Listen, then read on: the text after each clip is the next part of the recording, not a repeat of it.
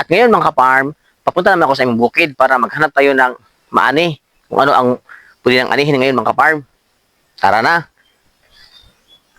Habang naglakad ako mga ka-farm patungo sa aming bundok, aming bukid, may nakita akong kakaiba sa daan. Ang nakita ko ay kabigha-bighani sa aking mata at sa aking pangamoy.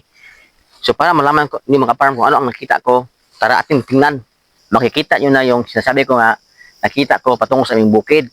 At ngayon, sabay-sabay natin itong buksan, sabay-sabay natin itong tingnan, sabay-sabay natin itong pagmasdan kung ano ito mga ka-farm.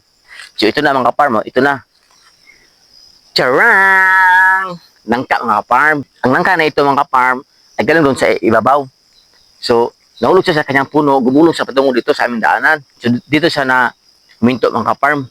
Kaya, nakita ko sa pagdaan ko. So, ito mga kanaan to, ay ating itong buksan para ating tingnan kung pwede ba itong makain. Ito. Ayan.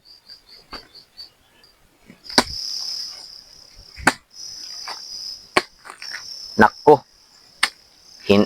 Parang sira na siya mga ka-farm kasi lanta na. Ayan.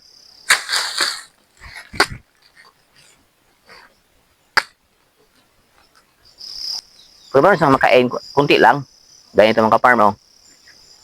Ayun. Salamat sa panonood mga ka-farm. God bless po. Bye-bye.